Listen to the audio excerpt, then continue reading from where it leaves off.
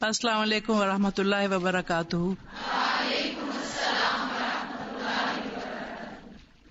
اعوذ باللہ من الشیطان الرجیم، بسم اللہ الرحمن الرحیم۔ میری بہت خوش قسمتی ہے اور میں دراصل اپنے آپ کو اس قابل تو نہیں سمجھتی کہ آپ جیسے لوگوں کو مخاطب کروں، کیونکہ جیسے میں ہمیشہ آپ سے کہتی ہوں کہ میں تو اس راستے کی ایک مسافر ہوں، طالب علم ہوں، عالم نہیں ہوں، تو اس لیے دراصل جو کچھ بھی میں آپ سے کہہ رہی ہوں وہ محض ایک ذاتی تجربے کی بنا پہ کہہ رہی ہوں، اور اس لیے زندگی کے جو تجربات میں نے حاصل کیے ہیں ان سے میں سبق حاصل کرتی رہی ہوں، اور میں چاہتی ہوں کہ آپ بھی اس میں میرے ساتھ شریک ہوں اس سفر میں۔ دراصل جو سب سے زیادہ آج کل جس چیز نے ہم سب کو بہت پریشان کر رکھا ہے وہ یہ ہے کہ ہمارے ازدواجی تعلقات آج کل کچھ ٹھیک نہیں ہیں، اور رسول اکرم صلی اللہ علیہ وسلم کی ایک حدیث کے حوالے سے میں اس چیز کو بہت اہمیت دیتی ہوں کہ ہمارے یہ تعلقات اگر خوشگوار نہیں ہوں گے تو ہمارا معاشرہ کبھی بھی ایک اچھا معاشرہ نہیں بن سکتا، اور ہم کبھی بھی اللہ تعالیٰ کے دین کے اوپر جیسے ہمیں عمل کرنا چاہیے نہیں کر سکتے، کیونکہ حضور نے فرمایا کہ شیطان روز اپنے شاگردوں سے پوچھتا ہے کہ انہوں نے کیا کیا کچھ کیا، اور وہ آ کے اس کو اپنی روزانہ کی کارروائی بتاتے ہیں کہ ہم نے یہ کیا یہ کیا، اور پھر جب ایک شخص آ کے کہتا ہے کہ میں نے ایک شوہر اور بیوی میں جدائی ڈال دی تو اس کو اٹھ کے گلے لگا لیتا ہے اور کہتا ہے کہ آج تم نے ابن آدم کی بے خونی کر دی۔ تو دراصل ہم ان رشتوں کو اور ان کی اہمیت کو نہیں سمجھتے، اور اسی وجہ سے آج آپ دیکھیے کہ وہ چیز جو مجھے بھی اپنی بچپن میں اور اب جوانی میں کبھی سننے میں نہیں آئی تھی، طلاق یہ لفظ ہی ہم نے نہیں سنا تھا، اور اس کو اتنا معیوب سمجھا جاتا تھا، اتنا برا سمجھا جاتا تھا کہ کوئی بھی اس کا تصور ہی نہیں کر سکتا تھا، کیونکہ جب ایک عورت اور مرد کا نکاح ہوتا ہے تو جیسے اللہ تعالیٰ نے اس رشتے کو اتنی خوبصورتی سے کہا ہے کہ وہ تمہارا لباس ہے اور تم ان کا لباس، اور جب انسان اپنے آپ کو بے لباس کرتا ہے اور برہنہ ہو جاتا ہے تو پھر معاشرے میں سے بھی شرم و حیا اور حجاب اٹھ جاتا ہے۔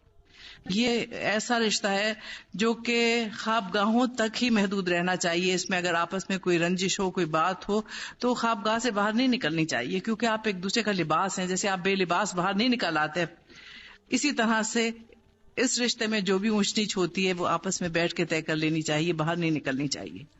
اب یہ رشتہ جو دو انسانوں میں بنتا ہے یہ محض دو انسانوں کا رشتہ نہیں ہوتا، بلکہ یہ رشتہ اللہ تعالیٰ نے اس کو ایسا مضبوط کیا ہے کہ جن دو لوگوں میں یہ رشتہ بنتا ہے یہ صرف ان کے درمیان نہیں ہوتا بلکہ وہ پورا خاندان کا رشتہ ہوتا ہے۔ جب لڑکی بیاہ کے اپنی سسرال جاتی ہے تو اس کا خسر اس کا باپ بن جاتا ہے، اس کا شوہر اگر خدا نخواستہ وفات پا جائے تو بھی وہ اپنے خسر سے شادی نہیں کر سکتی، اگر اللہ نہ کرے ان کے تعلقات میں کبھی بگاڑ پیدا ہو جائے اور طلاق کی نوبت آ جائے تو بھی خسر باپ ہی کی جگہ رہتا ہے، کبھی اسے شادی نہیں کر سکتی، اور وہ اس کی بیٹی ہی کی طرح رہتی ہے ہمیشہ۔ اسی طرح سے ایک داماد بھی کبھی اپنی ساس سے شادی نہیں کر سکتا، وہ ماں ہی کی حیثیت میں رہتی ہے۔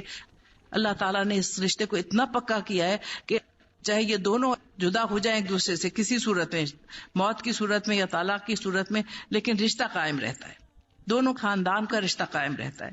کیوں اللہ تعالیٰ نے اس رشتے کو اتنا مضبوط بنایا ہے؟ کبھی ہم نے سوچا اس کو؟ آپ ذرا غور کیجئے کیوں بنایا ہے؟ کسی نے کبھی سوچا اس کے متعلق؟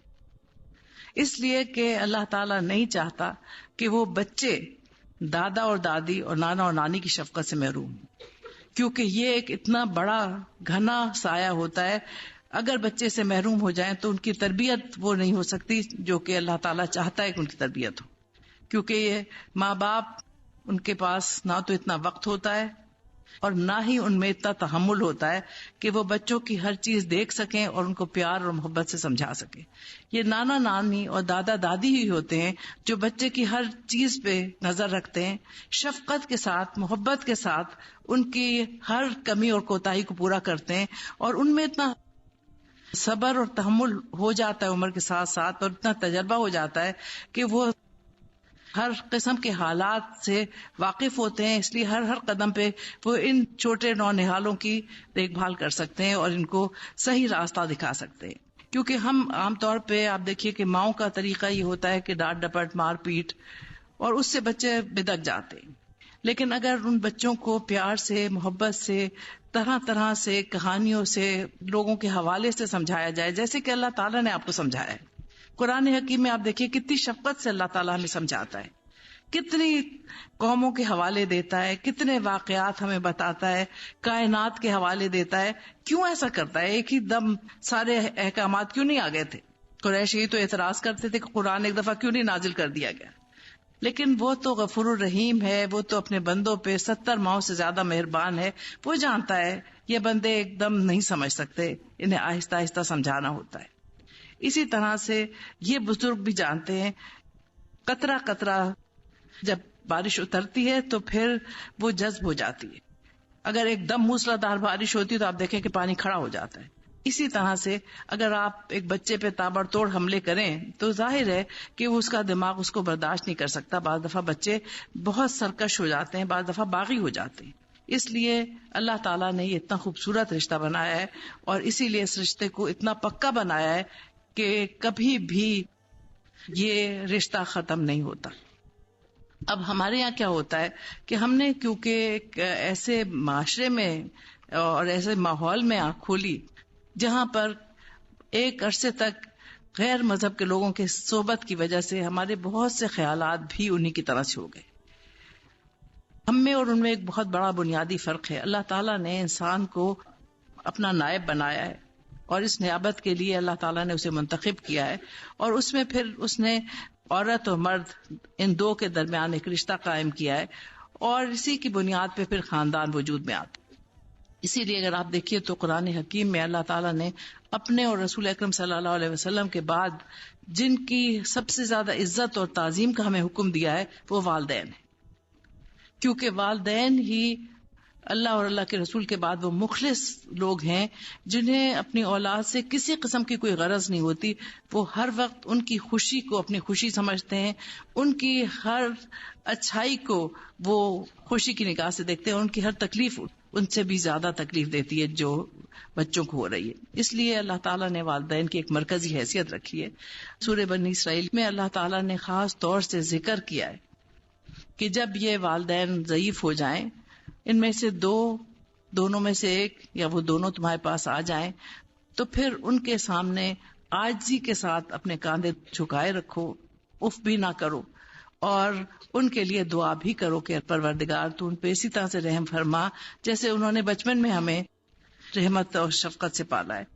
کیونکہ آپ یہ دیکھیے کہ یہ رحمت اور شفقت جو ماں باپ کرتے ہیں بچوں کے ساتھ، بچوں کو یاد دلائی گئی ہے کہ اب تم جوان ہو، اب تم طاقتور ہو اور یہ کمزور ہے. تو تم اپنا بچپن یاد کرو کہ جب تم بچے تھے تو یہ تمہارے ساتھ کیا سلوک کرتے تھے، کس طرح سے راتوں کو جاگ کے انہوں نے تمہاری پرورش کی ہے، کس طرح سے اپنا سارا آرام، اپنی ساری خوشیاں تمہاری اوپر نثار کی ہیں، کس طرح سے انہوں نے کما کے تمہارے اوپر خرچ کیا ہے.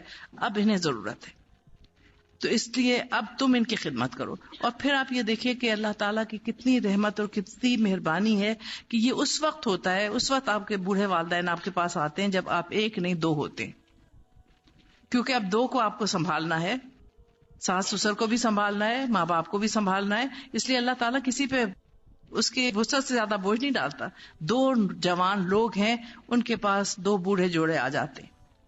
اب اگر دونوں مل کے ان کی خدمت کرتے ہیں تو پھر اپنے لیے جنت کے راستے کھولتے ہیں. کیونکہ اب والدین کو جو بوجھ سمجھا جا رہا ہے، اور جو ہم روشن خیال ترقی میں اس قدر آگے بڑھ رہے ہیں کہ والدین کے لیے آج ہم محتاج خانے کھول رہے ہیں، تو پھر آپ یہ دیکھیے کہ اس کا نتیجہ کیا ہو رہا ہے. ہماری نوجوان نسل ان بزرگوں کی شفقت سے، ان کی صحبت سے محروم ہوتی چلی جا رہی، اور اسی وجہ سے آپ دیکھیں کہ زندگی میں خوشگواری نہیں ہے. آج میں دیکھتی ہوں کہ بچیوں کی شادی ہوتی ہے اور کل وہ واپس گھر لوٹ آتی ہیں. کیوں؟ کیونکہ ہم نے ایک غلط تصور جو لیا ہے ان لوگوں سے جن سے ہمیں اچھی باتیں سیکھنی چاہیے تھی، ان سے ہم نے ہر ان کی منفی بات، بری بات تو سیکھ لیے، ان کی خوبی کوئی ہم نے نہیں اپنائی. آج اگر آپ دیکھیں تو ہماری قوم میں جو سب سے زیادہ فقدان ہے وہ وقت کا ہے. وقت کا ہمیں احساس ہی نہیں ہے.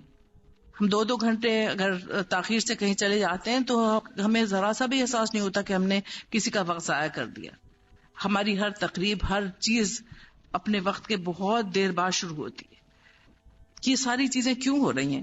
کیونکہ تربیت ہی نہیں ہے، کیونکہ ہم یہ سمجھتے ہی نہیں ہیں کبھی جا کے اس وقت کا بھی اللہ کو حساب دینا ہے. اس لیے ہر چیز اگر آپ دیکھیں تو وہیں سے شروع ہوتی ہے. اگر بنیاد ہی صحیح نہیں ہوگی تو عمارت بھی صحیح نہیں ہوگی. کسی نے کہا ہے نا کہ خشت اول گر نہت معمار کج تا سریا می رود دیوار کج، کہ اگر پہلی اینٹ ایک معمار ٹیڑھی لگا دیتا ہے تو آسمان تک عمارت ٹیڑھی جاتی ہے. اسی طرح سے یہ جو بنیادی تربیت ہے اگر یہ صحیح نہیں ہوگی تو کبھی بھی انسان صحیح راستے پہ نہیں چل سکتا. اس کو صحیح راستے پہ آنے کے لیے پھر بڑی مشکلات کا سامنا کرنا پڑتا ہے. آج میں دیکھتی ہوں کہ ادھر بچیاں پیدا ہوتی ہیں اور ادھر مائیں جہیز جوڑنا شروع کر دیتی ہیں، لیکن جو اصل جہیز ان کو دینا چاہیے وہ انہیں کبھی بھی نہیں ملتا. تربیت، کس طرح سے انسانوں کے ساتھ رہنا چاہیے، کس طرح سے ہمیں دوسروں کی رائے کا احترام کرنا چاہیے، کس طرح سے ہمیں ایثار اور قربانی کا جذبہ اپنانا چاہیے. کیونکہ جس کی ہم مخلوق ہیں وہ دینے والا ہے اور دے کے خوش ہوتا ہے، اسے ہم کچھ بھی نہیں دے سکتے. اسی طرح سے جو بندہ اللہ تعالیٰ کی اس راستے پہ چلتا ہے اور جتنا وہ اللہ تعالیٰ کے بندوں کو دیتا ہے اتنا ہی اللہ تعالیٰ اس کا دامن خوشیوں سے بھر دیتا ہے، اتنا ہی اسے زندگی میں امن اور سکون ملتا ہے. ہم ہر وقت لینے کی فکر میں رہتے ہیں. ہر ایک انسان جو ہے آج ہاتھ پھیلائے کھڑا ہے کہ اس کی جھولی میں کچھ ڈال دیا جائے، وہ کسی کو دینے کے لیے تیار نہیں ہے. اپنا وقت، اپنا خوشی، اپنی راحت کچھ بھی قربان کرنے کے لیے تیار نہیں. لیکن اگر زندگی میں انسان کوئی مرتبہ چاہتا ہے تو جیسے کسی نے کہا ہے کہ مٹا دے اپنی ہستی کو اگر کچھ مرتبہ چاہے کہ دانہ خاک میں مل کے گل و گلزار ہوتا ہے. ایسے نہیں آپ ایک کوئی بیج زمین کے اوپر بکھیر دیجئے کچھ پیدا نہیں ہوتا. زمین کو کھودنا پڑتا ہے، اس میں نمی پیدا کرنی پڑتی ہے، اس کے بعد ہی وہ پھر اس میں حیات نو پیدا ہوتی ہے. اسی طرح سے ہمیں زندگی میں اگر ہم محنت نہیں کرتے، اگر لوگوں کے دلوں کو گداز نہیں کرتے اپنی محنت سے، محبت سے، تو پھر کبھی بھی محبت نہیں پھوٹ سکتی. اس لیے چاہے کوئی بھی دنیا کا رشتہ ہو، اس میں انسان کو سب سے پہلی چیز جو اپنے ذہن میں رکھنی چاہیے وہ یہ ہے کہ ہم اپنے لیے کیا چاہتے ہیں. اگر ایک دفعہ آپ کو یہ پتہ چل جائے کہ ہم اپنے لیے کیا چاہتے ہیں تو پھر آپ کو احساس ہوگا کہ دوسرے اپنے لیے کیا چاہتے ہیں. اللہ تعالیٰ نے اس بات کو بار بار کہا ہے، سورہ صف میں خاص طور سے کہا ہے، اے لوگوں جو ایمان لائے ہو تم وہ چیزیں کہتے کیوں ہو جو کرتے نہیں ہو، کیونکہ اللہ کے غضب کو سب سے زیادہ بھڑکانے والی چیز یہ ہے کہ تم جو کہتے ہو وہ کرتے نہیں ہو. ہم جو کچھ زبان سے کہتے ہیں، جو اپنے لیے چاہتے ہیں وہ دوسروں کے لیے نہیں چاہتے، اور اسی سے فساد شروع ہو جاتا ہے. اگر ہر مرتبہ جیسے کہ حضور نے فرمایا، اور آپ کی یہ بھی بہت ہی مشہور حدیث ہے کہ آپ نے 3 مرتبہ کہا خدا کی قسم وہ مومن نہیں ہے، خدا کی قسم وہ مومن نہیں ہے. صحابہ کرام گھبرا گئے، انہوں نے پوچھا کون یا رسول اللہ صلی اللہ علیہ وسلم؟ تو فرمایا جو اپنے لیے جو کچھ چاہتا ہے اپنے بھائی کے لیے نہیں چاہتا. کیونکہ ہم اپنے لیے جو چاہتے ہیں اگر وہی ہم دوسروں کے لیے بھی چاہیں اور ہمارے لینے اور دینے کے پیمانے دوہرے نہ ہوں تو پھر کبھی بھی ہمیں زندگی میں کسی قسم کی مشکلات کا سامنا نہ کرنا پڑے. ہم ایک بہت اچھی، بہت کامیاب، بہت خوشگوار زندگی بسر کر سکتے ہیں اگر ہر وقت، ہر کام کرتے وقت ہم یہ سوچیں اگر ہم اس شخص کی جگہ ہوں تو ہم کیا کریں. آپ نے سورہ نور میں واقع افک پڑھا ہے، اس میں اللہ تعالیٰ نے کیا کہا ہے؟ یہ نہیں کہا کہ تم نے حضرت عائشہ سے اچھا گمان کیوں نہیں کیا. کیا کہا ہے؟ تم نے اپنے آپ سے حسن ظن نہیں کیا. ہم جب کسی کو بھی اپنے پیمانے میں تولتے ہیں تو ذرا اپنے آپ کو بھی ایک دوسرے پردے میں رکھ کے دیکھیں، ہم کیا ہیں، ہم کیا چاہتے ہیں، ہم کیسے انسان ہیں. ہم دوسرے انسانوں کے لیے تو فوراً فیصلے کرنے لگتے ہیں، فوراً ہم قضا کی کرسی پہ بیٹھ جاتے ہیں، لوگوں کے اوپر فوراً فتوے صادر کرنے لگتے ہیں، لیکن اس آئینے میں کبھی ہم اپنا چہرہ نہیں دیکھتے. اور یہی وجہ ہے کہ جس کی وجہ سے ہمیں مستقل پریشانی لاحق رہتی ہے. اگر ہم دیکھیں کہ ہم خود کیسے ہیں اور ہم کیا چاہتے ہیں، کیا چیز ہے جو ہمیں دکھ دیتی ہے، کیا چیز ہے جس سے ہم کو خوشی ہوتی ہے، تو ہم دوسروں کی خوشیوں کا، دوسروں کے دکھوں کا ادراک کر سکتے ہیں. اس لیے یہ جو سسرالی تعلقات ہیں جن کا ہم مجھ سے کہا گیا کہ آپ سے میں بات کروں، دراصل یہ انسانی تعلقات ہیں. سسرال والے بھی ہمیں جیسے انسان ہوتے ہیں. اب میں تو عجیب عجیب الفاظ سنتی ہوں کہ مجھے لڑکیوں کی باتیں میں بعض دفعہ سنتی ہوں تو میں نے ان کو کہتے ہوئے سنا سسرائیلی آ رہے ہیں بروزن اسرائیل. اب جب پہلے سے یہی خیال ہوگا آپ کا تو آگے جا کے کیا ہوگا؟ آپ تو ان سے پھر چومکھی لڑنے کے لیے تیار ہو جاتے. ہماری شادیاں جو ہوتی ہیں اس میں بغیر گانوں کے شادیاں نہیں ہو سکتی، اور گانے کیا ہوتے ہیں جس میں پورے وقت سسرال والوں کی مذمت کی جا رہی ہوتی ہے، اور لڑکی کے دل میں یہ بٹھایا جا رہا ہوتا ہے کہ ان سے بڑھ کے تمہارے کوئی دشمن نہیں. جہاں آپ دیکھیے کہ ایک بچی اپنے میکے میں اپنے والدین کے ساتھ اپنے بہن بھائیوں کے ساتھ کتنے عرصے رہتی ہے.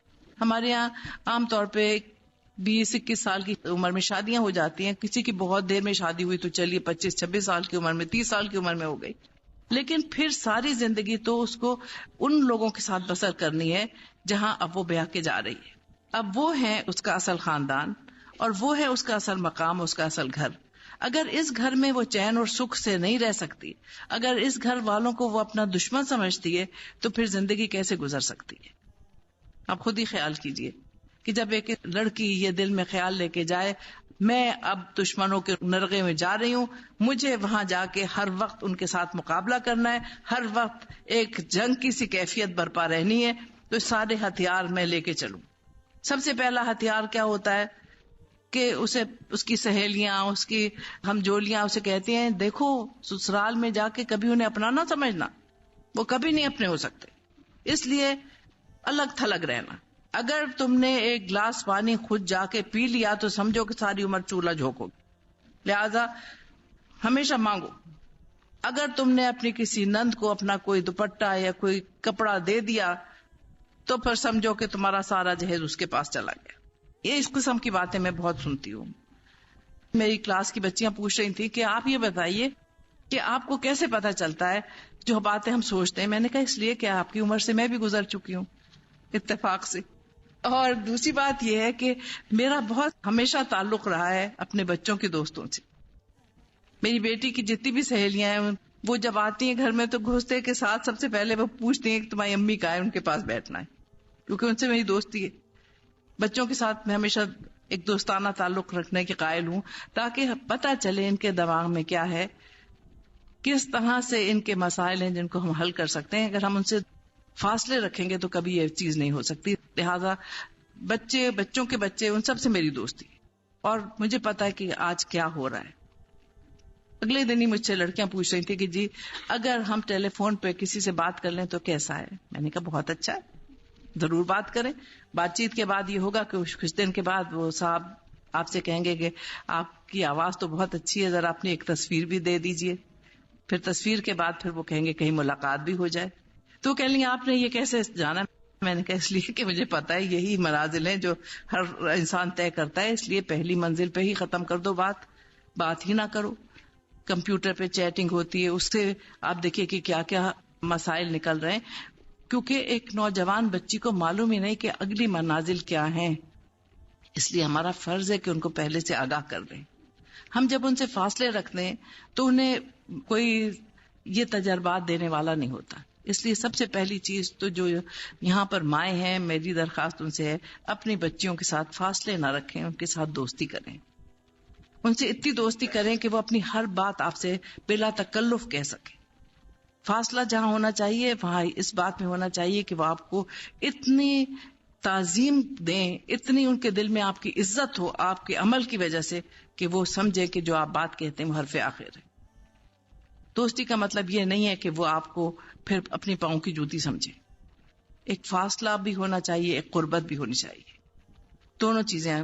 جب یہ دونوں کا امتزاج ہوتا ہے تو پھر ایک اچھا نتیجہ نکلتا ہے.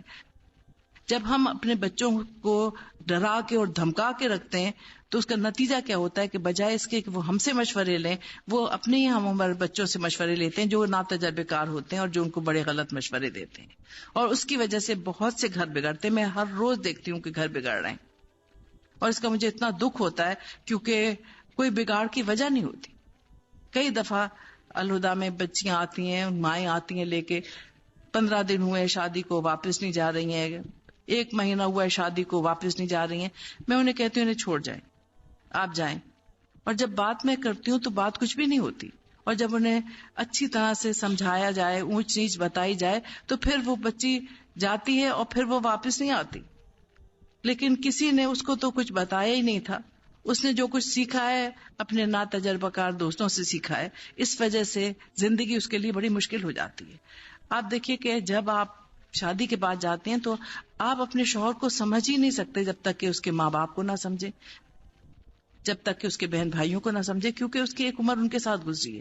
وہ آپ کے سب سے زیادہ دوست اور ہمدرد ہیں، کیونکہ وہ آپ کو بتائیں گے اس کی عادت کیسی ہے، اس کا مزاج کیسا ہے، کیا باتیں اس کو برہم کرتی ہیں، کن باتوں سے وہ خوش ہوتا ہے، کیا چیز پسند کرتا ہے، کیا چیز ناپسند کرتا ہے. ورنہ تو آپ ہر وقت تجربات ہی کرتی رہیں گی، اور ہر تجربے کے بعد ایک تلخی پیدا ہو جاتی. اس لیے اگر ان سے آپ کے تعلقات اچھے ہوں، ان سے آپ کی محبت اور دوستی کے رشتے ہوں، وہ آپ کو سمجھاتے ہیں. آپ کی ساس آپ کو اگر کسی بات کے لیے سمجھاتی ہیں تو وہ آپ کی سب سے اچھی دوست ہیں، سب سے اچھی ہمدرد ہیں، کیونکہ وہ چاہتی ہیں کہ ان کے بیٹے کا گھر بستا رہے. ہم اگر اس کو ایک منفی انداز میں لے لیتے ہیں کہ یہ کون ہوتی ہیں مجھے بتانے والی، تو پھر اس کے بعد آپ دیکھیے کہ نتائج کبھی بھی اچھے نہیں نکلتے. اس لیے سب سے پہلے ان سے دوستی، ان سے محبت، ان سے ایسا رشتہ تعلق قائم کریں کہ وہ آپ کو بہو نہیں بیٹی سمجھے، اور بیٹیوں ہی کی طرح سے، کیونکہ اب اللہ نے آپ کو بیٹی بنا دیا ہے، وہ آپ کی ماں ہیں. جیسی مائیں آپ کی خیر خواہ ہیں، جیسی مائیں آپ سے محبت کرتی ہیں، ایسی وہ بھی آپ سے محبت کرتی ہیں، وہ آپ کی خیر خواہ ہیں. وہ اگر آپ کو کسی چیز سے منع کرتی ہیں تو آپ کو چاہیے کہ رک جائیں. وہ اپنے بیٹے کی طبیعت کو جانتی ہیں، وہی ہے جو موافقت پیدا کر سکتی ہیں آپ کے ان کے درمیان. خدا نہ خواستہ کوئی اونچ نیچ ہوتی ہے تو آپ کو کہیں باہر جانے کی ضرورت نہیں ہے، آپ سیدھی اپنی ماں کے پاس جائیں، ان سے مشورہ لیں مجھے کیا کرنا چاہیے، اور وہ جو آپ کو مشورہ دیں گی وہ اتنا صائب ہوگا کہ آپ کو پریشانی نہیں ہوگی. اس لیے سب سے پہلی چیز یہ ہے کہ جو رشتہ اللہ نے بنایا اس رشتے کا ہم احترام کرنا سیکھیں، اس رشتے کو سمجھنا سیکھیں، اس رشتے میں جو محبت اور حلاوت ہے وہ ڈالنا سیکھیں، تو پھر اچھے خوشگوار تعلقات پیدا ہوتے ہیں. اس کے بعد جو پھر دوسری آپ کی مددگار ہو سکتی ہیں، وہ اگر آپ خوش قسمت ہیں اور شوہر کی کوئی بہن ہے تو وہ آپ کی سب سے اچھی دوست ہو سکتی ہیں. ان سے دوستی کریں، کیونکہ وہ اپنے بھائی کے متعلق جو آپ کو بتائیں گی وہ آپ کو اور کسی ذریعے سے نہیں معلوم ہو سکتا. یہ آپس میں پل کے جوان ہوئے ہیں، لڑتے بھیڑتے بھی رہے ہیں، خوشیوں کے بھی بہت سے لمحات ان کی زندگی میں آئے ہیں، تکلیفیں بھی ساتھ مل کے سہی ہیں. اس لیے وہ آپ کو بتا سکتی ہیں کہ وہ کس قسم کا انسان ہے اور کیا چاہتا ہے. اس سے دوستی کرنے کے بعد آپ کو کسی دوسرے سے مشورہ کرنے کی ضرورت نہیں ہوتی. وہی آپ کی سب سے زیادہ ہمدرد اور بھائی خواہ ہوتی ہیں، وہی آپ کے لیے اپنے بھائی سے لڑتی ہیں. وہ ذرا سی بھی اونچی بات کرتا ہے تو سارا گھر اس کے خلاف ہو جاتا ہے. ایسا تعلق اگر آپ نے پیدا کر لیا تو کوئی مسئلہ ہی نہیں ہے. سسرال کا کیا مسئلہ ہے؟ کوئی مسئلہ نہیں ہے. میں بھی ڈاکٹر صاحب کو بتا رہی تھی کہ میں اتنے دن سے غیر حاضر ہوں. شام کو میں ہر روز سوچتی تھی کہ میں جاؤں اور کچھ دیر کے لیے مجھے بھی موقع ملے ان کی صحبت سے استفادہ کرنے کا، لیکن میرے پاس میرے دونوں دیور اور ان کی بیوی آئی ہوئی تھی، اور ان کو میں اکیلا چھوڑ کے آ نہیں سکتی تھی، کیونکہ میرا تو اپنا کوئی بھائی نہیں ہے، لیکن مجھے اللہ تعالیٰ نے دو اتنے پیارے بھائی دیے ہیں کہ میں سمجھتی ہوں کہ اگر میرا اپنا بھائی ہوتا تو وہ اس طرح سے میرا خیال نہیں کرتا، کیونکہ ایک چھوٹے سے اشارے پہ وہ دوڑے چلے آتے. چند سال پہلے ہمیں اتفاق ہوا، میرے شوہر کی اینجیوپلاسٹی کے لیے ہم جا رہے تھے، تو میرے بیٹے نے ویسے ہی اپنے چچا کو فون کیا کہ ہم لندن جا رہے ہیں اور ابو کی اینجیوپلاسٹی کے لیے جا رہے ہیں. اس نے کہا کہ کس تاریخ کو پہنچ رہے ہو؟ تو اس نے بتایا ہم فلاں تاریخ پہنچ رہے. اس نے کہا بس تم شام کو پہنچو گے، میں صبح پہنچ جاؤں گا. میں نے فون کر کے کہا بھائی تمہیں کیوں آ رہے ہو، کوئی ایسی بات نہیں. اس نے کہا نہیں آپا میں تو آؤں گا. اور وہ آیا. 15 دن ہم وہاں رہے. 15 دن مجھے نہیں پتا چلا کہ کس نے کھانا پکایا، کس نے گھر صاف کیا، کس نے بستر بنایا. اس نے کہا آپ فکر نہ کریں، میں جو آپ کا بھائی یہاں پر ہوں میں یہ سب کچھ کروں گا. میں اس سے منع کرتی رہی کھانا تو مجھے پکانے دو. اس نے کہا نہیں نہیں بس اب آپ ریٹائر ہو گئے، آپ نہیں کریں. ایسا اچھا رشتہ آپ سوچئے کیسے بنا. کل ہی ہم بات کر رہے تھے، میرا دوسرا دیور آیا ہوا تھا، اس سے ہم بات کر رہے تھے، اور میری بہو جو ہے اس سے بات کر رہے تھے کہ کس طرح سے یہ تعلق بنا. کیونکہ جب میری شادی ہوئی تو یہ میٹرک میں پڑھتا تھا اور بہت سخت شریر تھا. اس کی اکثر حرکتیں یہ ہوتی تھی کہ اپنے دوستوں کے ساتھ چلے گئے یہ بڑا والا جو دیور تھا اس نے بیچارے نے اپنے کپڑے استری کر کے رکھے میرے کمرے میں. آپا میں تھوڑی دیر کے بعد آ کے یہاں کپڑے بدل کے چلا جاؤں؟ میں نے کہا ہاں. اور انہوں نے مجھ سے کہا آپا میں آپ کے غسل خانے میں تھوڑی دیر کے لیے چلا جاؤں؟ میں نے کہا جاؤ. اور تھوڑی دیر کے بعد اس بیچارے کے استری کیے ہوئے کپڑے پہن کے سب کچھ کر کے اور یہ جناب روانہ ہو گئے موٹر لے کے. اس کو کہیں اپنی کسی سرکاری پارٹی میں جانا تھا. وہ آیا کہا آپا میرے کپڑے کہاں ہیں؟ میں نے کہا بھائی تم نے یہیں رکھے تھے, مجھے کیا خبر. تو معلوم ہوا کہ یہ صاحبزادے پہن کے چلے گئے. اب وہ سخت غصے میں نیچے اترے, گاڑی غائب.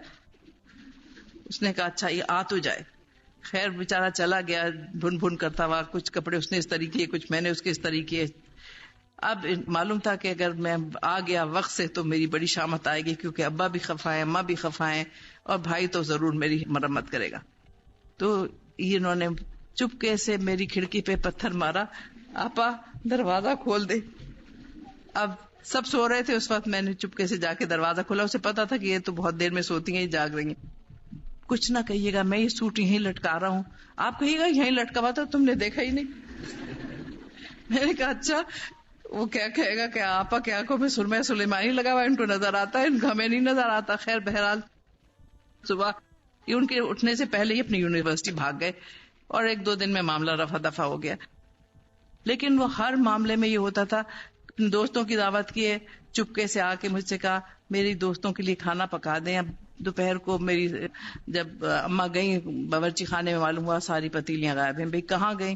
پتہ نہیں جی. مجھ سے پوچھا, میں کہا جی مجھے تو اچھی طرح سے نہیں معلوم. معلوم ہوا شام کو واپس آ گئے کہ ان کے دوستوں کی دعوت ہوئی, کس نے پکائی, کیسے ہوا, مجھے کیوں نہیں پتا چلا. میرے خسر نے مجھے چپکے سے بلا کے کہا تھا کہ بھائی اس کے دوستوں کی دعوت ہے, اس کو تم پکا دو, اور اماں کو نہ بتانا, وہ بہت خفا ہوں گی. اس طرح کی چیزوں سے اب یہ ہوا ہے کہ وہ بچے, میرے دونوں والدین ساس اور خسر تو اللہ کو پیارے ہوئے, لیکن میرے گھر کو وہ اسی طرح سے سمجھتے ہیں جیسے ان کا اپنا گھر ہے. اسی طرح سے آتے ہیں, اسی طرح سے رہتے ہیں, اتنی محبت کرتے ہیں. تو آپ چھوٹی چھوٹی چیزیں کر کے اتنی زیادہ محبتیں مل جاتی, اتنا بڑا خاندان آپ کا اپنا ہو جاتا ہے, اور وہ سب آپ سے محبت کرتے ہیں. جتنے بھی ان کے خاندان کے افراد ہیں سب کے ساتھ ایسی محبت کے تعلقات ہیں. کبھی کسی کی کوئی چھوٹی موٹی ایسی معمولی سی چیزیں جو اللہ تعالیٰ کسی اور کے ذریعے سے کرا دیتا آپ کر دیں, تو آپ دیکھیے کہ کیسے ہی آپ کے اپنے بن جاتے ہیں. آپ کے اپنے بہن بھائیوں سے زیادہ محبت کرنے والے, اپنے والدین سے زیادہ شفقت کرنے والے بن جاتے ہیں یہی جنہیں ہم اپنا دشمن بنا لیتے ہیں اپنی تھوڑی سی کمظرفی کی وجہ سے. اس لیے اگر آپ چاہتے ہیں کہ آپ کا ایک اچھا ازدواجی رشتہ قائم ہو, تو سب سے پہلے رشتہ قائم کیجیے اپنے سسرال کے ساتھ, کیونکہ وہ ہے گھر جس میں آپ کو ساری عمر رہنا ہے. ان کے ساتھ اگر آپ کے تعلقات اچھے ہیں تو پھر آپ کا شوہر کچھ بھی نہیں کر سکتا. وہ تو بیچارہ پریشان ہو جاتا ہے, کیونکہ سارے ووٹ آپ کے حق میں پڑتے. جب کبھی بھی رائے شماری ہوتی ہے وہ بیچارہ خالی ڈبہ لیے کھڑا ہوتا ہے, کچھ نہیں ہوتا اس میں.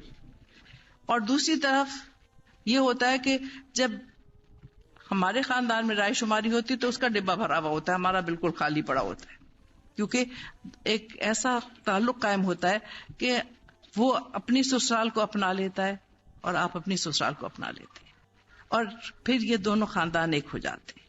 پھر ان میں اتنی ہم آہنگی, اتنی محبت پیدا ہو جاتی ہے, ان کا دکھ سکھ, ان کی خوشیاں, ان کی راحتیں سانجھی ہوتی ہیں. میں آپ کو بتاؤں کہ میری بہنوئی کا آپریشن ہوا تو میرے یہی دیور نے 6 ہفتے ان کی اتنی خدمت کی, برفیں پڑی ہوئی تھیں. آپ کو پتا ہے کہ امریکہ میں کتنی زبردست برف پڑتی ہے.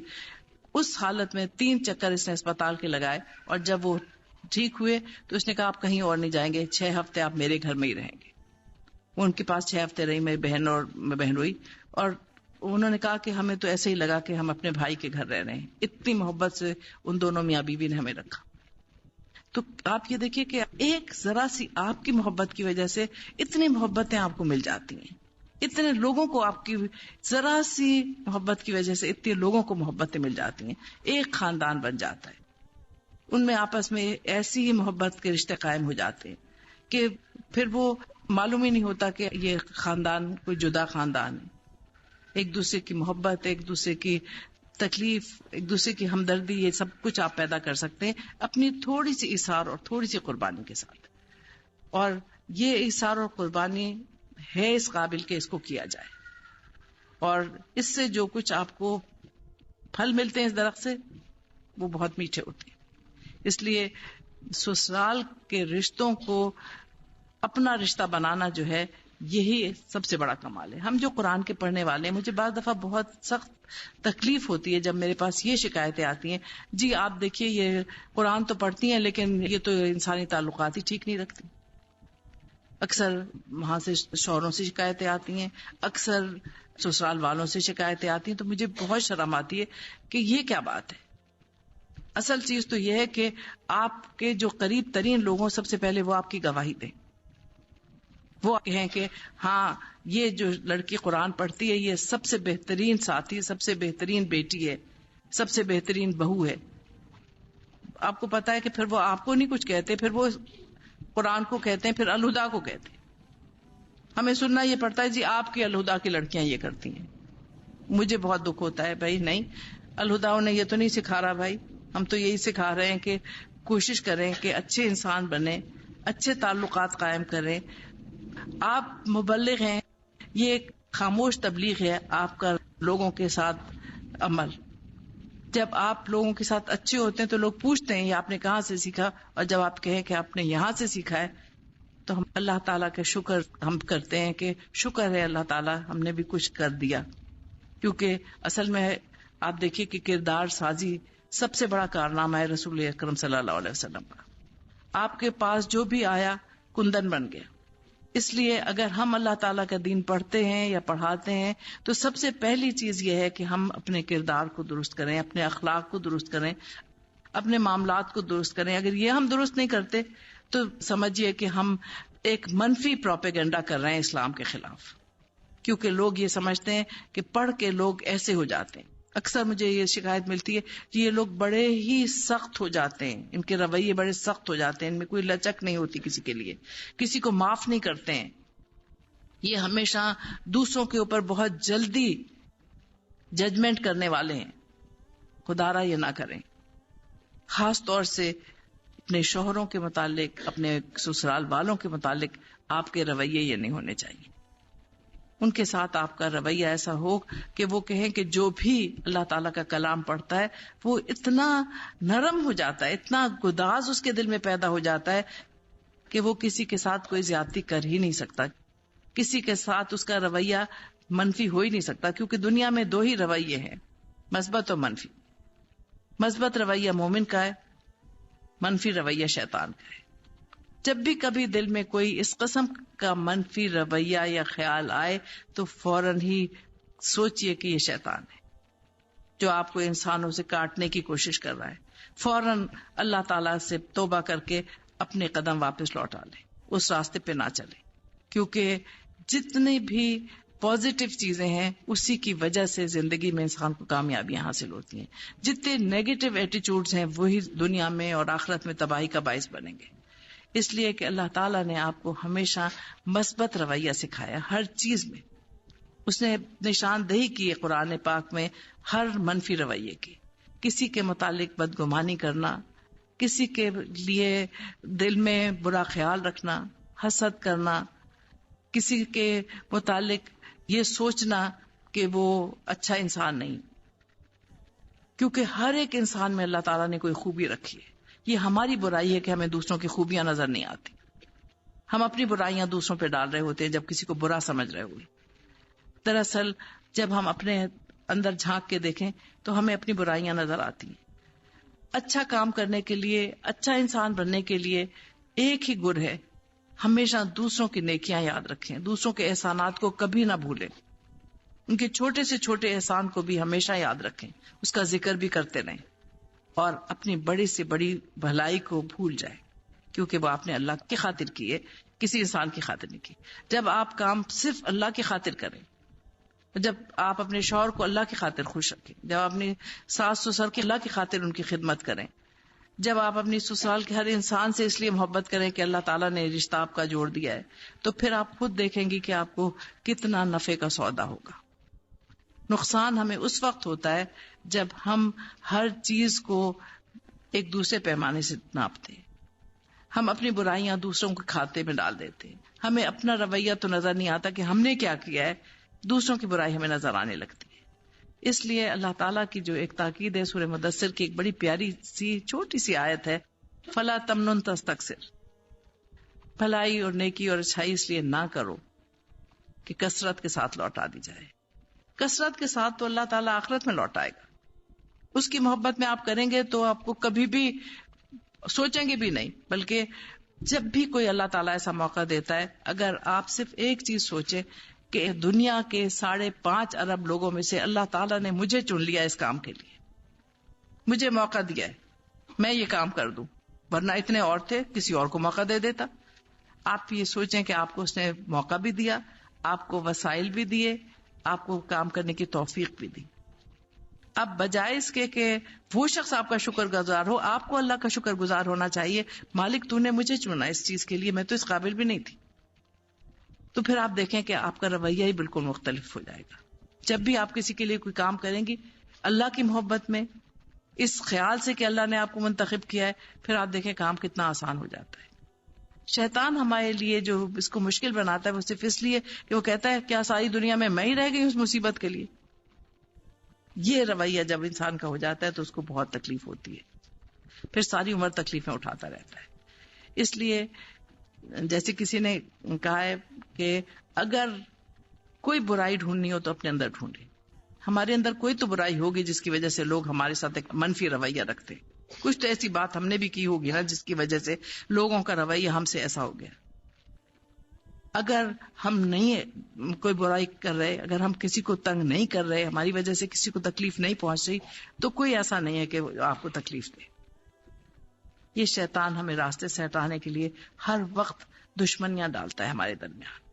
اس لیے جب بھی آپ کے دل میں کسی کی طرف سے کوئی رنجش پیدا ہو تو سب سے پہلے اپنا معائنہ کریں. رنجش کہاں سے شروع ہوئی ہے، کیوں ہوئی ہے، کس کو مجھ سے غلط فہمی ہوئی ہے. اس میں کوئی حرج نہیں ہے کہ اگر آپ کو معلوم ہو کہ کسی کی آپ سے ذرا سی رنجش ہے تو اس سے جا کے پوچھ لیں آپ کیوں مجھ سے برگشتہ ہیں، کیا بات ہے، کس چیز سے خفا ہے، منا لیں، جا کے 2 قدم آپ بڑھا لیں. انتظار میں نہ بیٹھے رہیں کہ کوئی آپ کی طرف 2 قدم بڑھائے. تو پھر آپ دیکھیں کہ زندگی کتنی آسان ہو جاتی ہے، بہت اچھی خوشگوار زندگی گزرتی ہے. میں بہت دفعہ دیکھتی ہوں لوگ کہتے ہیں بہت سخت ہمیں غصہ اس لیے کہ ہم کو ہائی بلڈ پریشر ہے، ہر ایک کے اوپر قہر بن کے برستے رہتے ہیں. بھائی ٹھیک ہے ہائی بلڈ پریشر ہوگا آپ کو، لیکن دوسروں کا بلڈ پریشر کیوں ہائی کرتے ہیں؟ میں ہمیشہ یہی کہتی ہوں کہ 27 سال سے مجھے ہائی بلڈ پریشر ہے، لیکن مجھے تو سمجھ میں نہیں آتی کہ اس میں غصہ کیوں آتا ہے. غصے کی تو بات ہی کوئی نہیں ہے. اس میں دوسروں کا کیا قصور ہے؟ آپ نے کوئی بے اعتدالی کر رکھی ہے نا جس کی وجہ سے بلڈ پریشر آپ کا چڑھا ہوا ہے، تو دوسروں کا تو نہ چڑھائیں. اس لیے اگر ایک خوشگوار مسکراہٹ ہے جو دوسروں کی ساری غصے کو ختم کر دے. اس لیے اگر آپ کسی سے پیار سے محبت سے بات کرتے ہیں تو فوراً ہی رنجشیں مٹ جاتی ہیں. حضور نے کہا تھا کہ صدقے کیا کرو، اور کسی بدو نے کہا تھا کہ یا رسول اللہ صلی اللہ علیہ وسلم صدقہ کرنے کے لیے ہمارے پاس تو کچھ بھی نہیں ہوتا. آپ نے فرمایا تھا ایک کھجوری صحیح. اس نے کہا بعض دفعہ کھجور بھی نہیں ہوتی. آپ نے کہا ایک گھٹ پانی ہی صحیح. اس نے کہا وہ بھی بعض دفعہ نہیں ہوتا. آپ نے کہا ایک اچھی مسکراہٹ ہی صحیح. اس کی تو کوئی قیمت نہیں ہے. اگر آپ ایک اچھی مسکراہٹ کسی کو دیتے ہیں، پیار سے کسی کی طرف دیکھتے ہیں، تو آپ کو واپسی میں تیوری نہیں ملتی. واپسی میں بھی چاہے وہ ناراض ہی ہو مسکراہٹ ہی دینی پڑتی اس کو. اس لیے سسرال والوں کے ساتھ مسکراہٹوں کا تبادلہ ہونا چاہیے، ہر وقت تیوری پہ بل نہیں رکھنا چاہیے. اگر آپ نے ان کو اپنا لیا تو وہ بھی آپ کو یقیناً اپنائیں گے. اگر آپ نے ان کی دلداری کی تو یقیناً وہ بھی آپ کی دلداری کریں گے. تو اس لیے کوئی اتنے مشکل تعلقات نہیں ہے کہ جن کے متعلق میں آپ کو بتاؤں کہ یہ بہت مشکل تعلقات ہیں، ان کو جوڑنے میں بہت مصیبت اٹھانی پڑے گی. نہیں، بہت آسان ہے اور بہت آسانی سے آپ ان کو اپنا سکتے ہیں. اور صرف آپ ہی نہیں اپنا سکتے بلکہ پورا خاندان آپ کا انہیں اپنا سکتا ہے. آپ کی اس تعلق کی وجہ سے وہ آپ کے خاندان والوں کو بھی بڑے عزیز ہو جاتے ہیں، بڑے پیار کے رشتے ان کے بھی قائم ہو جاتے ہیں. کیونکہ جب وہ یہ دیکھتے ہیں کہ ہماری بچی ان سے خوش ہے، ہماری بچی کے یہ خیال کرنے والے ہیں، تو وہ ان سے خود بخود محبت کرنے لگتے ہیں. دونوں طرف یہی بات ہوتی ہے. تو اس لیے یاد رکھیں جو اللہ تعالیٰ نے ایک بات کہی ہے وہ بھی یاد رکھیں.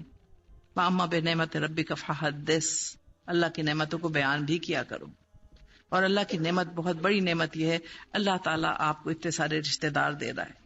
یہ اس کی بڑی نعمت ہے کہ اب زندگی کے ان مراحل میں جہاں آپ کو بہت سے لوگوں کی ضرورت پڑے گی، بہت سے لوگ آپ کو اللہ تعالیٰ عطا کر دیتا ہے جو آپ سے محبت کرنے والے، آپ کے ساتھ شفقت کرنے والے ہوتے ہیں. اس لیے اس کی نعمتوں کا بیان بھی کیا کیجیے. یہ لوگ جب آپ کے ساتھ کوئی نیکی بھلائی کرتے ہیں تو اس کا لوگوں کے ساتھ چرچا بھی کیا کریں. جب ان تک یہ بات پہنچتی ہے تو وہ خوش ہوتے ہیں کہ ہم نے جس کے ساتھ کوئی نیکی کی، کوئی بھلائی کی، اس نے اس کو پسند کر کے لوگوں میں ہماری اس بھلائی کا چرچا کیا. آپ برائی کا چرچا کریں گے تو برائی ملے گی واپس، کیونکہ آپ دیکھیے کہ یہ دنیا مکافات علم ہے. اس میں ہر عمل کا ایک رد عمل ہوتا ہے.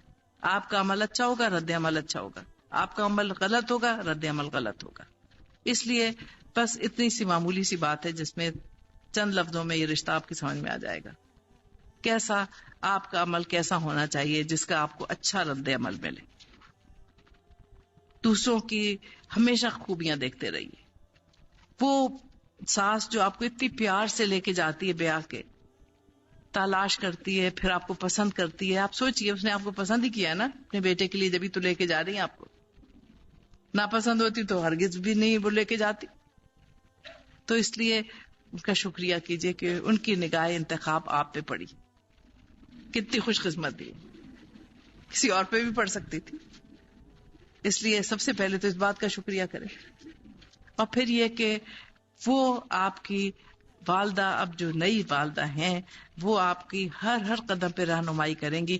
آپ ان سے رہنمائی حاصل کریں، ان کو اپنی والدہ سمجھیں، ان کی بیٹی بن کے رہیں. وہ اگر کسی بات پہ روکتی ٹوکتی ہیں تو وہ آپ کی پیار میں، محبت میں روکتی ٹوکتی ہیں تاکہ کوئی اور آپ کو برا نہ کہے.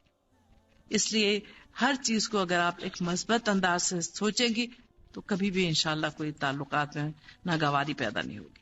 اب چند منٹ آپ کے اور میرے پاس ہیں، اگر کوئی سوال پوچھنا چاہے تو ضرور آپ پوچھ سکتے. اصل میں آپ دیکھیے کہ ہوتا یہ ہے کہ ہماری ایک عجیب دوہرے پیمانے ہوتے ہیں.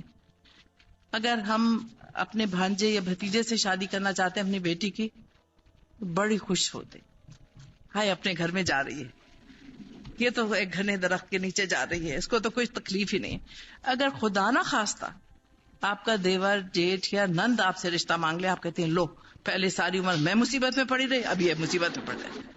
یہی بات ہوتی ہے نا کہ والد کا میرے پاس فون آیا، کہنے لگے کہ دیکھیں بہن، میری بڑی بیٹی جو ہے اس کا رشتہ میری بیوی نے اپنے بھانجے سے کیا، اور اب میری چھوٹی بیٹی کا رشتہ میری بہن مانگ رہی ہے، تو یہ راضی نہیں ہو رہی کچھ.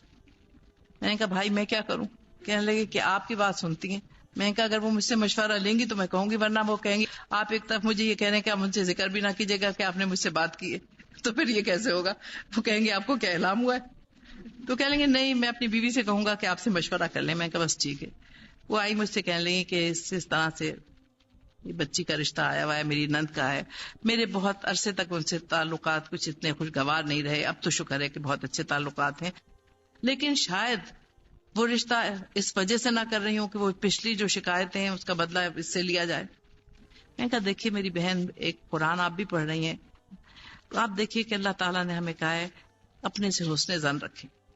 اگر آپ کے ساتھ یہ سب معاملہ ہو تو آپ کیا کریں؟ کیا آپ پچھلے بدلے نکالیں؟ لیکن نہیں. میں نے کہا پھر وہ بھی نہیں نکالیں گے انشاءاللہ تعالیٰ. آپ مجھے بتا دیجئے، لڑکا اگر اچھا ہے ضرور ہاں کر دیجئے. خیر ہم نے معلوم ہوا کہ لڑکا بہت اچھا ہے. میں نے کہا آپ ہاں کر دیجئے. کہنے لگے آپ کر دیجئے. وہ آ رہی ہیں، آپ ہی آ جائیے گا، آپ ہی ہاں کر دیجئے گا، آپ ہی انگوٹھی پہنا دیجئے گا. میں کہا انشاءاللہ. اب وہ مجھ سے یہ کہتی ہیں کہ وہ میرے بھانجے سے زیادہ میرا خیال رکھتا ہے، کیونکہ اس نے یہ کہا کہ میری ماں یہ کہتی ہے کہ مجھے تو امید نہیں تھی کہ تمہاری ممانی تمہیں اپنائیں گی. تو جو چیز امید کے خلاف ہوتی ہے اس سے انسان کو اور زیادہ خوشی ہوتی ہے، اور وہ بہت خوش ہے. اس لیے جب کبھی اس قسم کا کوئی رشتہ آتا ہے تو آپ یہ دیکھیے، سب سے پہلی چیز جو ہے جو ہم نہیں کرتے، جو ہم سب سے آخر میں کرتے ہیں، وہ یہ ہے کہ آپ لڑکے اور لڑکی کی رضامندی سب سے پہلے معلوم کیجئے.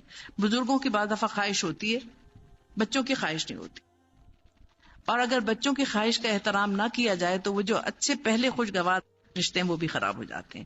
اس لیے سب سے پہلے آپ بچوں سے مشورہ لیں، آیا وہ رشتے کو پسند کرتے ہیں؟ آپ کو تو شاید پسند ہو، لیکن انہیں ناپسند ہو تو انہیں مجبور نہ کیا جائے. بعض دفعہ والدین بہت زیادہ بچوں پہ اس چیز میں زور ڈالتے ہیں کہ وہ خواہ نہ خواہ اس رشتے کو منظور کر لیں، کیونکہ وہ کہتے ہیں نہیں تو ہمارے تعلقات خراب ہو جائیں گے.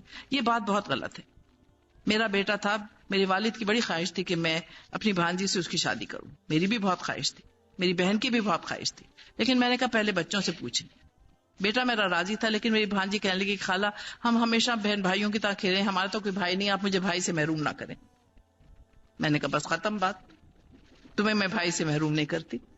اس کے لیے جب رشتہ آیا تو میری بہن نے مجھے بلایا کہ حالانکہ تم مجھ سے چھوٹی ہو لیکن ہم تمہیں بڑا سمجھتے ہیں، اس لیے تم ان کا جواب دو. اس کی شادی میں نے خود کھڑے ہو کے کرائی، اس کی سب چیزیں بنوائی، سب کچھ کیا. سب مجھے کہتے تھے ہائے ہائے تم تو کہتی تھی کہ مجھے یہ بچی پسند ہے، میں اپنے بیٹے کے لیے لوں گی. میں کب میری بیٹی کو یہ نہیں پسند تھا تو میں کیوں اس کو مجبور کروں، وہ بھی تو میری بیٹی ہے. اب جہاں وہ خوش رہے گی وہ میرا بیٹا ہے، اور اس لیے وہ میرا داماد جب بن کے آئے گا تو مجھے بہت خوشی ہوگی، کیونکہ ہم بچوں کی خوشی چاہتے ہیں. ہم نے اپنی زندگی گزاری، ہماری شادی تو نہیں ہو رہی کہ ہم اپنی خوشی ان کے اوپر ٹھوسیں. تو اس لیے یہ ضرور دیکھنا چاہیے. آپ کو بتاؤں کہ میں اس لیے یہ بات کہہ رہی ہوں کہ میری ایک بیچاری بچی ہے جو میرے پاس آج کل پڑھ رہی ہے، وہ روز تقریباً ہر 10-15 دن کے بعد آ کے میرے پاس روتی ہے کہ میری والدین مجھے مجبور کر رہے ہیں کہ میں اپنے چچا زاد بھائی سے شادی کروں، حالانکہ میں بالکل اس سے شادی نہیں کرنا چاہتی، کیونکہ اس کے اور میرے خیالات بالکل مختلف ہیں. وہ بالکل پڑھا لکھا نہیں ہے، میں نے اتنا پڑھ لیا ہے، میں اسے کبھی اپنے برابر نہیں سمجھوں گی. لیکن اس کے والدین نہیں مان رہے. اب اگر یہ رشتہ ہو گیا تو آپ مجھے بتائیے کہ یہ کیسے گزرے گی. اس لیے والدین کو بھی میں ضرور درخواست کروں گی. آج سے 49 سال پہلے 49 سال پہلے میری شادی ہوئی تھی، اور اس وقت آپ سوچئے 49 سال پہلے میرے والد اور والدہ نے 3 سال تک وہ لوگ آتے جاتے رہے، اور جب ہم ان سے اچھی طرح سے مانوس ہو گئے پھر میری دادی نے مجھ سے پوچھا یہ لوگ تمہیں پسند ہیں؟ میں نے کہا ہاں اچھے لوگ ہیں. انہوں نے کہا بھائی لڑکا مجھے پسند ہے. میرے والد نے میرے شوہر کو دیکھا بھی نہیں تھا. میں نے اپنی والدہ سے کہا اماں آپ فیصلہ کریں کیونکہ آپ بزرگ ہیں. انہوں نے کہا بس مجھے بہت پسند ہے لڑکا، میں نے دیکھ لیا، تمہیں کیا دیکھنے کی ضرورت ہے. انہوں نے کہا ٹھیک ہے اماں آپ نے دیکھ لیا ٹھیک ہے. اب پسندیدگی ہماری دادی کی کس وجہ سے تھی آپ سوچئے. تو مجھے انہوں نے کہا کہ بیٹی میں تو اس سے پوچھ رہی ہوں، اور میں نے کہا ہے تمہارے باپ سے کہ میں پوچھوں گی. ہماری تمہاری دوستی ہے، ہماری دادی سے بہت دوستی تھی. پھر ہماری تمہاری دوستی، اب تم بتاؤ تمہیں میں نے لڑکا دکھا دیا ہے، شکل صورت کا بھی بہت اچھا ہے، قد بھی لمبا ہے، تمہارے دادا کا بھی بہت لمبا تھا، اور نام امین ہے جو میرے دادا کا نام تھا، تو دونوں بڑے اچھے لوگ تھے، اس لیے تم اس سے شادی کر لو. اور آپ دیکھیے کہ یہ اتنے سال گزر گئے. اللہ کا بہت شکر ہے، میں ان کو ہر وقت دعائیں دیتی ہوں کہ انہوں نے بہت ہی اچھے شخص کے ساتھ میرا یہ تعلق جوڑا تھا.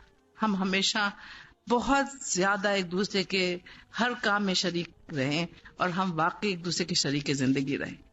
اور یہ زندگی اتنی اچھی اس لیے گزری ہے کہ ان کے گھر والوں سے ہمارے تعلقات اتنے شگفتہ رہے، اتنی محبت کے تعلقات رہے. تو اس لیے میں ہمیشہ یہ مشورہ دوں گی والدین کو کہ اگر آج سے اتنے سال پہلے والدین اس طرح سے بچوں کے رشتے کرتے تھے، اور جو اب تک ان کو ہم ہر وقت دعائیں دیتے ہیں جنہوں نے ہمیں اتنے خوشگوار رشتے میں جوڑا تھا. اس لیے ناگواری کے رشتے نہ کریں اور دوہرے پیمانے نہ رکھیں. آپ اپنے لیے جو چاہتے ہیں، کیا وہ خواتین جو اب مائیں ہیں کیا وہ یہ پسند کرتی تھی کہ ان کی مرضی کے بغیر انہیں کہیں جھونک دیا جائے؟ اگر نہیں تو پھر اپنی بچیوں کے ساتھ یہ زیادتی نہ کریں. صرف تعلقات 2-4 دن میں ٹھیک ہو جائیں گے. اگر آپ انکار کر دیں گے 2-4 دن ناراضگی رہے گی، جا کے گلے میں ہاتھ ڈال کے پیار کر کے منا لیں، بس قصہ ختم، بجائے اس کے کہ ساری عمر روتے گزر جائے. کے ساتھ کیا معاملہ کرنا چاہیے؟ وہ بیوی کو انسان ہونے کا حق بھی نہ دے، استعمال کی چیز سمجھے اور بس. اصل میں مشکل یہ ہے کہ آج کل پڑھے لکھے ہونے کے باوجود ہم لوگ یہ نہیں دیکھتے کہ ہم اپنی بچیوں کے رشتے کہاں کر رہے ہیں. سب سے پہلے ہمیں دیکھنا چاہیے کہ جس لڑکے سے ہم اپنے بچی کی شادی کر رہے ہیں اس کا اپنے والدین کے ساتھ، اپنے بہن بھائیوں کے ساتھ کیا رویہ ہے، اس کے دل میں عورت کا کتنا احترام ہے. اگر وہ شخص عورت کا احترام نہیں کرتا، اگر وہ شخص اللہ تعالیٰ کے دین کو نہیں سمجھتا اور اللہ تعالیٰ کے حق ادا نہیں کرتا تو پھر بندوں کے حق نہیں ادا کرے گا. اصل میں آپ دیکھیے کہ کفالت اللہ تعالیٰ نے یہ ذمہ داری مرد پہ رکھی ہے. ایک عورت چاہے کروڑ پتی بھی ہو تو اس کو اللہ تعالیٰ نے ذمہ دار نہیں بنایا کہ وہ اپنے گھر کا خرچہ خود اٹھائے، یہ شوہر کی ذمہ داری ہے. اور حضور نے جب کہا کہ تم میں سے اچھا کون ہے تو آپ نے کہا جو اپنے گھر والوں پہ اچھا خرچ کرتا ہے. تو یہ تربیت اگر اس لڑکے کی نہیں ہوئی بھی تو مجھے بڑا افسوس ہے ان خاتون کے اوپر جن کے ساتھ یہ معاملہ پیش آ رہا ہے. اللہ تعالیٰ ان کی مدد کرے اور اللہ تعالیٰ توفیق دے، پیار سے محبت سے، کبھی اس طرح سے نہیں کہ اس کو یہ خیال ہو کہ آپ شاید اس کے اوپر تانا کس رہی ہیں. اچھی طرح سے ایسی چیزیں ایسی باتیں اس کے سامنے رکھیں جس سے اس کو اپنی ذمہ داریوں کا احساس ہو. کیونکہ آپ یہ دیکھیں کہ اگر ایک انسان کو یہ احساس ہوتا ہے کہ ہم اپنی بیویوں کے معاملے میں اللہ تعالیٰ کے سامنے جواب دہ ہیں، رسول اکرم صلی اللہ علیہ وسلم کی ہمارے پر بے حد مہربانیاں ہیں، اللہ تعالیٰ کا ہمارے اوپر بہت زیادہ کرم ہے، ہم اس کا شکریہ ہی نہیں ادا کر سکتے. کیونکہ سب سے پہلا داغ جو ہماری ماتھے پہ سے اللہ تعالیٰ نے دھویا ہے وہ یہ ہے کہ عورت شیطان کی چیلی ہے. ہر مذہب میں عورت کو قصوروار ٹھہرایا گیا اس بات کا کہ اس نے جنت سے نکلوایا تھا، آدم کو اس نے کھلوایا تھا وہ پھل. اللہ تعالیٰ نے جب یہ کہہ دیا دونوں ہی کو ڈگمگایا تھا شیطان نے، تو وہ کلنک دھل گیا. یہ اللہ کی مہربانی ہے کہ اس نے عورت کو اس بلند مقام پہ رکھا. وہ اس کی بندوں کی خالق ہے، اس سے اس کی مخلوق پیدا ہو رہی ہے، اس لیے اسے اللہ تعالیٰ نے ماں کی عظمت دی ہے. اور ایک شخص جو عورت کی عزت نہیں کرتا یقیناً وہ ماں کی بھی عزت نہیں کرتا. جن ماؤں نے اپنے بچوں کی یہ تربیت نہیں کی، مجھے افسوس ہے کہ انہوں نے پھر اپنا فرض ادا نہیں کیا.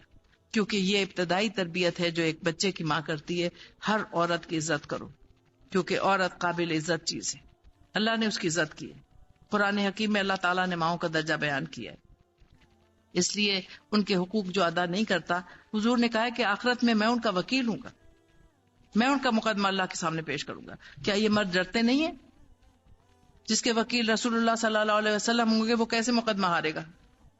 اب صبر بھی کرے، اللہ تعالیٰ سے اس کے لیے دعا بھی کرے. اور ایک چیز میں نے دیکھا ہے کہ ہر چیز محبت سے پگھل جاتی ہے.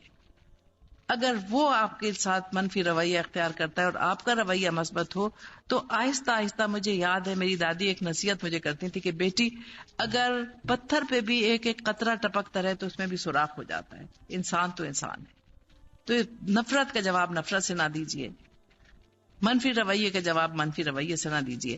آپ اللہ کے ہاں سرخرو ہو کے جائیے، آپ اس کے حق ادا کیجیے. اگر وہ آپ کی حق تلفی کر رہا ہے اللہ تعالیٰ کے ہاں جا کے پیش ہونا ہی ہے، اس لیے یہ دنیا ہی سب کچھ نہیں ہے. اور انشاءاللہ اگر آپ نے اپنا رویہ درست رکھا تو مجھے امید ہے کہ وہ ٹھیک ہو جائے گا. کوئی ایسی مایوسی کی بات نہیں ہے. بڑے بڑے ایسے لوگوں کو میں نے سنبھلتے دیکھا ہے صرف ایک عورت کی محنت اور محبت سے.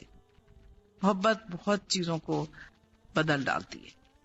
یقین محکم، عمل پہم، محبت فاتح عالم. اب پہم عمل کرتی رہیے، پہم اپنی محبت کا اظہار کرتی رہیے، اس کی خدمت کرتی رہیے، اس کا خیال کرتی رہیے. دیکھیں کیسے نہیں بدلتا، بدلے گا انشاءاللہ. بعض اوقات جو کچھ ہم خود کرنا چاہ رہے ہوتے ہیں لوگوں کی باتوں میں آ کر ہم اس سے رک جاتے ہیں. میری شادی کے بعد میرا دل چاہتا تھا کہ اپنی چیزیں سسرال میں شیئر کروں، لیکن رشتہ دار اور دوستیں بالکل مخالف تھی اور میں نہ سمجھی بلکہ بے وقوفی میں نیکی کے اس موقع کو گنوا بیٹھی. اب کر لیں، کوئی بات نہیں، موقع ہر وقت آتے رہتے، موقع کبھی نہیں جاتا. آپ یہ یاد رکھیں، جب بھی آپ کو موقع ملے نیکی کر لیں. اور ایک چیز جیسے میں نے آپ سے پہلے بھی عرض کی تھی، دوستوں کے مشورے پہ مت چلیں، کیونکہ آج کل جو دوست ہیں مجھے افسوس سے کہنا پڑتا ہے ان کی بھی کوئی تربیت نہیں ہے، اس لیے وہ بھی آپ کو پٹڑی سے ہی اتارتے ہیں. اور میں نے کتنے گھر برباد ہوتے دیکھے دوستوں کے اور بہنوں کے مشوروں سے.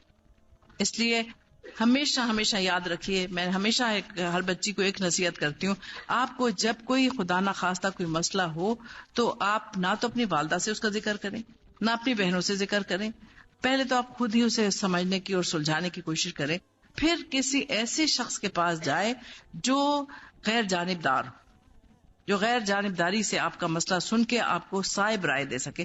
کیونکہ جب بھی ہم اپنا کوئی مسئلہ کسی کو بتاتے ہیں تو اس میں بہت مبالغہ ہوتا ہے.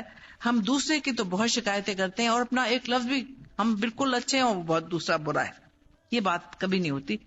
دونوں ہاتھوں سے تالی بجتی ہے. کہیں نہ کہیں تو ہم میں بھی کوئی خامی ہوتی ہے نا جو گڑبڑ ہوتی ہے. اس لیے ہمیشہ کسی ایسے شخص کے پاس جائیں جو غیر جانبدار ہو, جو سمجھدار ہو, جو آپ کو صائب مشورہ دے. کتنے میں نے دیکھا ہے کہ گھر بن جاتے ہیں اگر کسی ایسے بندے کے پاس جائیں. میری اپنی بچی کی دوستیں ہیں, ان کو مسئلے جب ہوتے ہیں وہ سیدھے میرے پاس آتے ہیں. کئی دفعہ یہاں نہیں بھی تھی, وہ گئی بھی تھی اپنا پڑھنے کے لیے, تب بھی وہ میرے پاس آتی تھی. ان کی ایک بچی تھی تقریباً طلاق پہ اس کی نوبت آئی بھی تھی. جب میرے پاس آئی اور میں نے جب اس کو سمجھایا تو اب ماشاءاللہ خوش ہے. وہ مجھے ہر دفعہ آگے کہتی ہے شکر ہے میں آپ کے پاس آئی تھی. کیونکہ آپ یہ دیکھیے کہ کبھی بھی ایسے شخص کے پاس نہ جائیں جو آپ کی ہاں میں ہاں ملائے. اس کے پاس جائیں جو آپ کو آئینہ دکھائے. سوال یہ ہے کہ بعضوں کے سسرال کے ساتھ بیک گراؤنڈ کے فرق کی وجہ سے ایک خاندان زیادہ پڑھا لکھا ہے دوسرا ان پڑھ ہے, اس اختلاف سے مینٹل انڈرسٹینڈنگ نہیں ہوتی. میں رسپیکٹ بھی کرتی ہوں, خدمت بھی کرتی ہوں, لیکن ان کی عادات بعض اوقات برداشت نہیں ہوتی. ایسے میں مجھے کیا کرنا چاہیے؟ وہی بات ہے کہ یہ آپ کا کوئی قصور نہیں ہے. جب والدین رشتے کرتے ہیں تو حضور نے بھی کہا ہے کہ اپنے کف میں شادی کرو. یعنی دیکھیے مال و دولت الگ چیز ہے, وہ تو ایک آنی جانی چیز ہے اور اس کو کبھی نہیں دیکھنا چاہیے. کیونکہ میں اپنے معاملے میں دیکھتی ہوں کہ میرے والد نے پوچھا بھی نہیں تھا کہ میرے شوہر کی کیا آمدنی ہے. ہمارے پاس کچھ بھی نہیں تھا, بس 600 روپے تنخواہ آتی تھی جس میں سے کٹ کٹا کے ہمارے پاس 200 روپے بچتے تھے. لیکن ہم نے بڑی اچھی زندگی گزاری ہے, اللہ کا بہت شکر ہے. لیکن خیالات کی ہم آہنگی تھی, خاندانوں میں بہت مناسبت تھی, ہمارے طور طریقے بہت ایک دوسرے سے ملتے جلتے تھے, اس لیے وہ ایڈجسٹمنٹ مجھے نہیں کرنی پڑی. اب جب آپ اپنی بچیوں کی شادی کرتے ہیں تو یہ ان کے ساتھ بڑی زیادتی ہے کہ آپ ایسے خاندانوں میں بچیوں کی شادی کریں جہاں مناسبت نہ ہو. ہم صرف اس لیے شادی کر دیتے ہیں کہ شادی کرنی ہے. ہم یہ نہیں دیکھتے کہ یہ بچی جسے ہم نے ایک خاص انداز سے پالا ہے, یہ پودا وہاں اگے گا بھی یا نہیں اگے گا. کیونکہ آپ کسی جگہ پر بھی ایک درخت لگاتے ہیں تو دیکھتے ہیں کہ آب و ہوا کی مناسبت ہو, اور یہ مناسبت دیکھنی چاہیے. خیر اب جو بھی ہوا, اب آپ کی اس میں خوبی یہ ہے کہ آپ ان لوگوں کو اپنے معیار پہ لے آئیں. آپ لا سکتی ہیں. میں نے اپنی والدہ کو دیکھا تھا, وہ دہلی سے آئی تھی, نہایت مہذب, آپ کو پتا ہے وہاں کا حال, اور بیاہ کے وہ آئی تھی ایک اتنی جگہ پر کہ جہاں پر تہذیب اور تمدن دور سے بھی نہیں گیا تھا. صرف میری دادی پڑھی لکھی تھی, باقی سارے گنوار لوگ تھے, جہاں پر صفائی کا کوئی تصور ہی نہیں تھا. لیکن آپ یہ دیکھیے کہ اس ماحول میں, میری دادی بھی اسی ماحول میں آئی تھی بیچاری, وہ بھی پڑھی لکھی خاتون تھی, اور اس جگہ کوئی پڑھا لکھا نہیں تھا. میری دادی ہمیشہ مذاق کرتی تھی کہ تمہارے دادا عین سے انار لکھا کرتے تھے. اور پھر ان کی صحبت کی وجہ سے ان کو اتنا شوق ہوا. ان کی جب میں جا کے لائبریری دیکھتی تھی تو حیران رہ جاتی تھی کہ کیا نایاب کتابیں ہیں, اور جو ان کے اس کے اوپر نوٹس ہوتے تھے کہ کس طرح سے انہوں نے ان کے اندر پڑھنے کا ذوق پیدا کیا.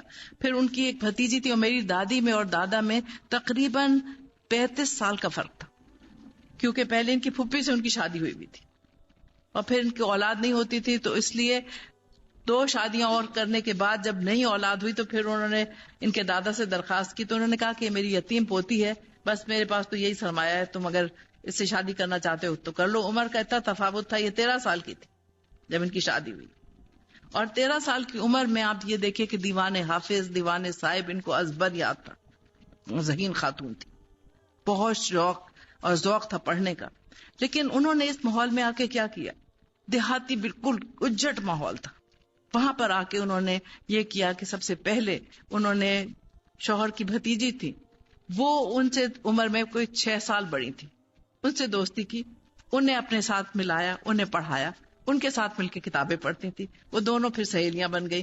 وہ ہر وقت ان کے ساتھ, ان کا جو علمی ذوق تھا اس تسکین ملتی تھی, انہیں پڑھاتی تھی, پڑھتی تھی. اس کے بعد پھر انہوں نے یہ کیا کہ جتنی گاؤں کی لڑکیاں تھیں وہ سب آ کے ان سے قرآن مجید پڑھتی تھی, ساتھ ساتھ ان کو پکانا بھی سکھاتی تھی, ان کو بہت عمدہ کاٹتی تھی, کاٹنا بھی سکھاتی تھی. اور اس طرح سے اس ماحول میں انہوں نے اپنے لیے کتنی خوبصورت جگہ بنا لی.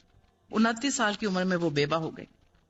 لیکن انہوں نے میرے والد کی پرورش کی. میرے چچا سال کے تھے جب ان کے والد فوت ہوئے. ان دونوں بیٹوں کی پرورش کی, پوری جائیداد کا انتظام کیا, اور اس ماحول میں رہ کے انہوں نے بدل دیا بالکل اس ماحول کو.